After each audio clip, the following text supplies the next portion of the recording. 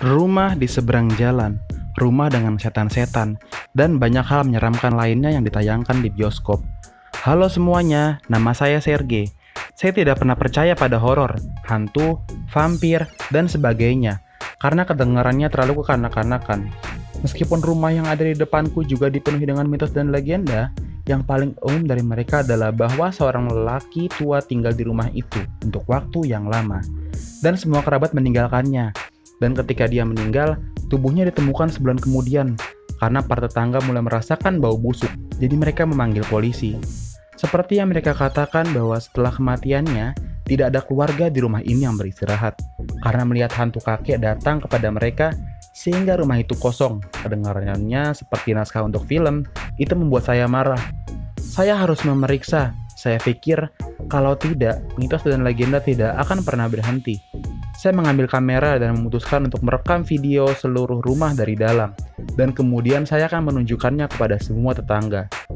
Malam berikutnya saya sudah siap untuk pergi. Saya hanya membawa kamera dan lampu senter. Saya tidak membawa teman karena mereka akan terus mengolok-olok. Tidak ada masalah untuk masuk ke rumah karena pintunya rusak. Ya, itu menakutkan di dalam. Saya bahkan takut, bukan karena hantu kakek, tapi karena pengguna narkoba yang bisa saya temui. Saya menyalakan kamera dan mulai berkeliling rumah. Semuanya kumuh, di beberapa tempat, bahkan atapnya akan jatuh. Tempat teraneh adalah dapur, ada kulkas yang berfungsi, dan di dalamnya ada daging segar. Mungkin babi, saya tidak tahu. Kemungkinan besar, para tunawisma keluar dan membeli atau mencuri daging mereka. Tidak, rumah ini biasa-biasa saja, tanpa hantu, tanpa kakek, tanpa setan, dan vampir. Aku berkemas dan pergi ke pintu depan untuk keluar dari sini dan pergi tidur. Tapi ketika buka pintu yang menuju ke jalan, entah bagaimana aku pergi ke sebuah kamar di lantai 2 rumah itu. Saya tidak benar-benar mengerti rumornya, jadi saya segera berlari ke pintu. Dan lagi hal yang sama, bukan untuk mengatakan bahwa saya takut, tapi tidak jelas. Saya memutuskan untuk menganalisis situasinya dan mencoba untuk keluar untuk ketiga kalinya. Tapi ceritanya diulang, itu menjadi menyeramkan. Tapi saya masih tidak dapat memahami apapun. Aku berlari ke pintu lagi dan tersandung sesuatu di tangga. Sebelum itu tidak ada apa-apa di tangga. Saya menyalakan senter untuk melihat sekeliling dan terkejut dengan apa yang telah dilihat. Ada tubuh seorang lelaki tua dengan gergaji di tangannya. Saya mendekatinya untuk bertanya apakah dia baik-baik saja. Tubuhku membeku ketakutan karena seorang lelaki tua tidak bernafas sama sekali. Tapi entah bagaimana mengeluarkan suara. Tangannya berkedut tajam dan dia menangkap kakiku. Aku menjerit sangat keras dan jatuh ke lantai kesakitan. Lukanya sangat dalam. Mataku mulai menutup dan aku melihat lelaki tua ini tiba-tiba bangkit dan pergi ke arahku, mengayunkan gergaji dan tiba-tiba menghilang. Sebelum saya benar-benar pingsan, saya melihat dan mendengar petugas polisi masuk rumah. Ketika saya terbangun dari keadaan pingsan di tempat tidur, orang tua saya memberitahu saya bahwa ada alarm di rumah itu dan polisi datang. Ternyata rumah ini milik seorang laki yang tidak tinggal di sana. Tapi dia memilih rumah itu, dan untuk beberapa alasan, dia menyetel alarm di sana. Orang tua saya didenda karena saya. Tapi, ada 3 pemikiran di kepala saya. Siapa laki tua itu? Mengapa saya tidak bisa meninggalkan rumah dan sampai ke lantai 2? Dan, apakah ada daging hewan di lemari es? Tidak, singkirkan gergaji itu. Tolong, jangan. Aku akan pergi. Aku katakan yang sejujurnya. Aku meneriakkan kata-kata ini setiap malam selama 1 tahun. Namaku Sergey dan aku senang bertemu denganmu lagi, teman-teman. Sudah setahun sejak pertemuan terakhir kita, ketika kekacauan yang mengerikan dan tidak dapat dijelaskan itu terjadi padaku. Untuk kalian yang belum tahu awal ceritanya, aku sarankan untuk menonton video sebelumnya, supaya kamu bisa memahami bagaimana rumitnya situasi saat itu. Singkatnya, aku masuk ke rumah di seberang rumahku. Aku menemukan daging aneh di lemari es, dan ketika aku seharusnya meninggalkan rumah itu, aku justru masuk ke dalam sana. Pada akhirnya aku diserang oleh seorang lelaki tua dengan gergaji mesin. Entahlah, mungkin itu hanya imajinasiku. Sepanjang tahun aku telah mempelajari rumah ini untuk menemukan petunjuk. Rumor yang beredar di sekitar rumah ini ternyata 50 tahun yang lalu rumah ini dibangun oleh pasangan suami istri yang memiliki anak. 20 tahun kemudian sang istri meninggal dan lelaki itu ditinggal sendirian karena anak-anak tidak pernah datang mengunjunginya. Dan itu sebabnya ia juga meninggal sendirian di rumah ini. Dia ditemukan sebulan kemudian karena bau yang menyengat keluar dari rumah. Beberapa tahun kemudian rumah ini dibeli oleh seorang pria misterius, pemilik saat ini. Tetapi yang aneh adalah dia tidak tinggal di rumah ini dan hanya sesekali datang ke sini. Aku membaca laporan berita kriminal dan menyadari bahwa dalam 15 tahun terakhir lebih dari 30 orang hilang di daerah kami. Kasus-kasus belum ditutup, tetapi polisi mengatakan sejauh ini tidak ada petunjuk. Apakah pemilik rumah ini sangat jarang terlihat, sehingga selama ini polisi tidak berpikir untuk menggeledah rumahnya? Dan satu hal lagi yang tidak dapat dijelaskan, jika memang ada sesuatu di dalam rumah, lalu mengapa pintunya selalu terbuka, sehingga begitu mudah untuk masuk ke dalamnya? Aku kembali ke rumah ini untuk melihat-lihat. Untunglah, aku bisa mematikan alarm dengan kepandaianku. Untuk alasan keamanan, aku membawa semprotan gas dan alat kejut listrik. Saat terakhir kali, aku merasakan ketakutan yang luar biasa di sana. Pelan-pelan, aku mulai berjalan di sekitar rumah. Aku pergi ke dapur dan seperti biasa, ada daging segar yang aneh di lemari es dan bau yang tidak enak. Aku ingat satu hal, terakhir kali aku berkeliling rumah, aku tidak pernah masuk ke ruang bawah tanah, karena di sana agak menakutkan. Jadi aku tidak pergi ke sana. Sekarang aku harus memeriksanya. Aku membuka pintu bawah tanah dan langsung melompat, karena 1000 laba-laba kecil menyerang. Pada saat itu aku mulai gemetar ketakutan.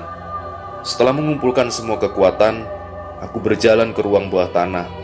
Di sana sangat lembab, dan sepertinya tidak ada seorang pun di sini selama 1000 tahun. Aku menyalakan senter yang aku bawa dan menjadi takut karena apa yang aku lihat. Ada foto-foto yang sangat tua di dinding, orang-orang dengan wajah menyeramkan, dan ada kalimat di atas bingkai, mereka yang tidak lagi bersama kita. Dalam beberapa saat, aku merasakan kehadiran seseorang di ruang bawah tanah. Tetapi ketika aku melihat ke belakang, tidak ada seorang pun. Lalu aku menatap tajam ke foto seorang lelaki tua yang dibingkai dengan kaca, sehingga aku bisa melihat bayanganku di dalamnya. Setelah beberapa detik, aku teringat bahwa itu adalah orang tua yang sama yang berbaring di tangga ketika aku terakhir kali ke sini. Tiba-tiba, aku melihat seseorang di belakangku di pantulan kaca. Wajah tua berkeriput. Aku berbalik dan melihat lelaki tua yang sama dalam beberapa sentimeter jauhnya. Aku segera bergegas keluar dari ruang bawah tanah dan berlari ke halaman. Aku meloncati banyak semak-semak dan aku terjatuh, seperti yang selalu terjadi di film. Tapi aku benar-benar terkejut bahwa ketika jatuh, aku melihat semacam pintu. Ketika aku bangkit dan sedikit membuka semak-semak, aku terkejut dengan apa yang aku lihat, karena memang ada sebuah pintu. Dan pada saat itu, seseorang memukulku.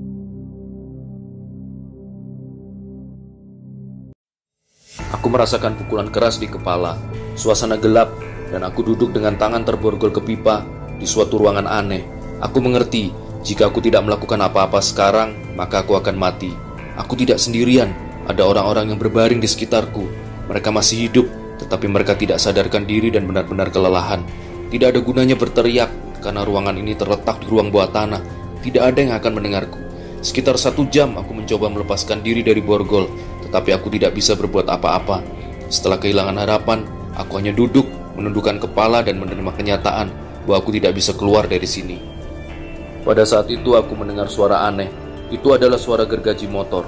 Segera setelah aku mengangkat kepala, aku melihat orang tua yang selalu mengikutiku. Dia mulai mendekat dan semakin dekat, dan aku mulai berteriak sampai siapapun bisa mendengarnya. Tapi semuanya sia-sia dan aku menyadari bahwa ini adalah akhir hidupku dan aku hanya bisa menutup mata. Tiba-tiba aku merasa tanganku terbebas dari borgol. Seorang lelaki tua datang dan memotong borgolku. Pertama-tama dia berbicara kepadaku dan menyuruh aku melarikan diri segera sebelum pemilik rumah datang. Dia mengatakan sesuatu yang lain, tetapi aku akan bercerita lebih banyak tentangnya nanti. Aku segera menerima sarannya dan segera berlari ke atas. Ketika aku tiba di luar, aku melihat ada polisi di luar rumah. Itu terjadi karena aku tidak benar-benar mematikan alarm yang berbunyi ketika aku sudah masuk ke dalam rumah. Pemilik rumah berdiri bersama polisi dan dia menuduh aku sebagai perampok. Mereka menangkap aku, tetapi aku membawa mereka ke tempat di mana aku baru saja disekap. Ketika polisi melihat semua korban dirantai ke pipa, mereka langsung menangkap pemilik rumah yang tentu saja mencoba melarikan diri, tetapi anjing polisi lebih cepat. Polisi memintaku untuk menceritakan semua yang aku alami, tetapi yang aku ingat adalah apa yang dikatakan orang tua itu kepadaku. Pemilik rumah ini menculik dan menjual orang selama bertahun-tahun. Semua orang yang hilang dari wilayah ini adalah hasil dari perbuatannya. Daging yang aku lihat di lemari es adalah daging babi biasa yang dia beri untuk korbannya. Jumlah korban yang diculik masih sulit untuk ditentukan. Aku yakin orang ini akan masuk penjara. Polisi memanggil ambulans untuk orang-orang yang disekap di ruang bawah tanah. 2 hari setelah peristiwa ini, aku kembali ke rumah itu untuk berterima kasih kepada lelaki tua yang menyelamatkanku, atau lebih tepatnya arwahnya. Aku kembali ke ruang bawah tanah, di mana ada foto-foto itu terpajang, dan aku bertemu arwah itu. Dia berkata bahwa dia benar-benar ingin pergi ke surga, tetapi tidak bisa, sampai dia berhasil memasukkan orang gila ini ke penjara. Ternyata dia telah diracun dan rumahnya dipakai untuk disalahgunakan. Dia berkata sekarang pekerjaannya sudah selesai dan tidak ada yang bisa menahannya di dunia ini. Dia dengan tulus berterima kasih kepadaku karena tidak takut, dan kemudian dia menghilang.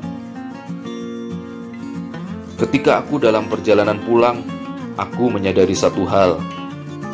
Dunia lain benar-benar ada, dan sekarang aku ingin mempelajarinya. Dimanapun itu, petualanganku baru saja dimulai. Halo semua, namaku Ivan. Setiap hubungan pasti ada naik turunnya, salah paham atau kurangnya waktu bersama. Namun pasangan yang berhasil belajar untuk mampu menghadapi rintangannya dan menjaga utuh cinta mereka. Tapi kasusku beda. Semua bermula saat kekasihku Lisa mulai clubbing dengan teman-temannya beberapa kali dalam seminggu dan selalu pulang dalam keadaan mabuk berat. Sebagai fotografer, aku bekerja dari jam 6 pagi hingga jam 10 malam. Artinya kami hanya bisa bersama saat larut malam atau pada hari liburku yang sangat jarang. Mungkin itu sebabnya dia sering pergi nongkrong bersama teman-temannya yang bego itu. Maafkan kata kasarku. Pagi ini, aku merasa ini saatnya untuk berbicara. Aku membatalkan semua janjiku dan menyempatkan untuk berbicara dengan Lisa tentang situasi ini. Aku bertanya, kenapa kamu minum begitu banyak? Dan dia menjawab, terserah gue dong. Lalu, Lisa segera keluar dari rumah.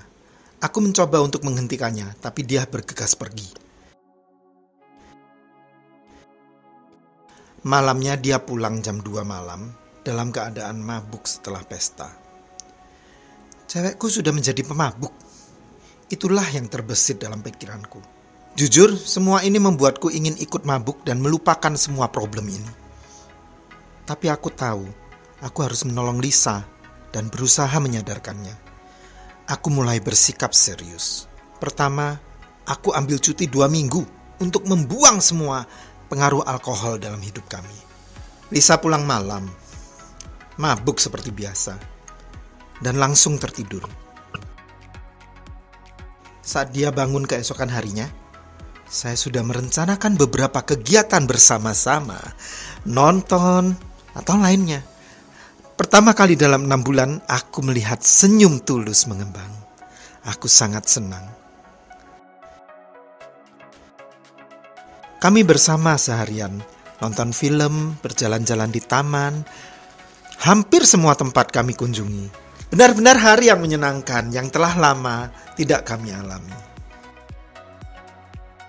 Malam telah larut saat tiba-tiba Lena, temannya, menelpon dan mengundangnya untuk ke klub. Dan tentu saja Lisa segera mengiyakan. Hanya Tuhan yang tahu betapa aku membenci Lena saat itu. Aku berusaha menghalangi Lisa. Toh kita sudah menghabiskan sehari yang menyenangkan. Dia pergi. Dan aku tenggelam dalam kesedihan. Aku pun tertidur. Saat membuka mata, kulihat Lisa menangis. Dia bercerita, ada beberapa pria yang mencoba untuk melecehkan dan merampok dia. Lisa berkata, dia malu pada dirinya sendiri dan berjanji untuk tidak mengulangi lagi. Semua ini menyadarkanku, kita harus pandai membagi waktu dalam pekerjaan maupun di rumah. Kalau tidak, keluargamu juga malas meluangkan waktu bagimu.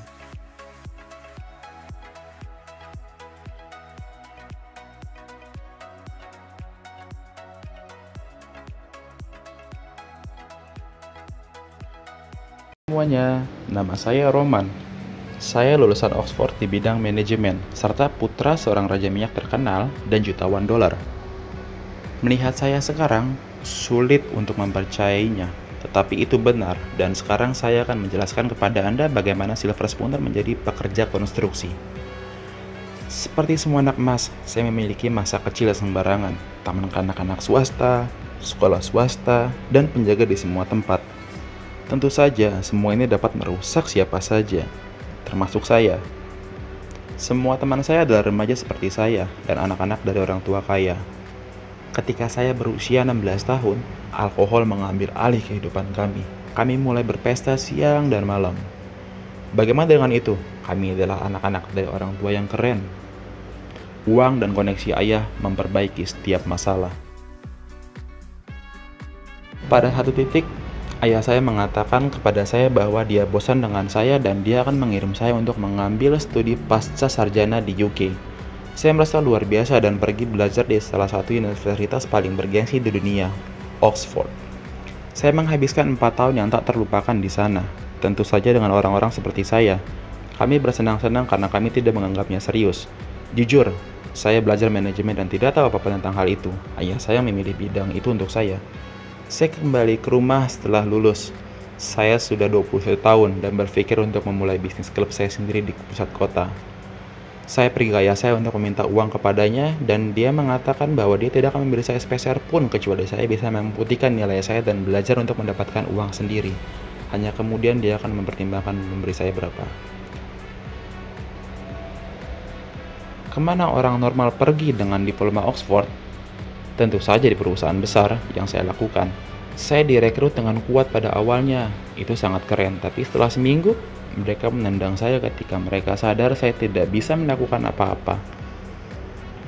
Saya ditolak oleh semua perusahaan di kota, bahkan yang termiskin dan terkecil. Saya tidak tahu harus mana pergi, dan saya pergi ke paman saya. Dia memiliki perusahaan konstruksinya sendiri. Saya pikir dia akan beri saya semacam gelar siswa.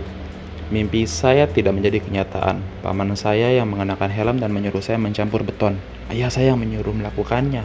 Saya sudah marah tentang hal itu selama berhari-hari. Tapi akhirnya menjadi tenang dan benar-benar tidak punya pilihan. Saya sudah bekerja di konstruksi selama 1 tahun. Saya tidak menghasilkan banyak uang, tapi itu tidak masalah.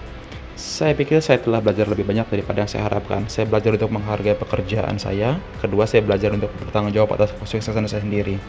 Singkat cerita, saya menjadi seorang pria.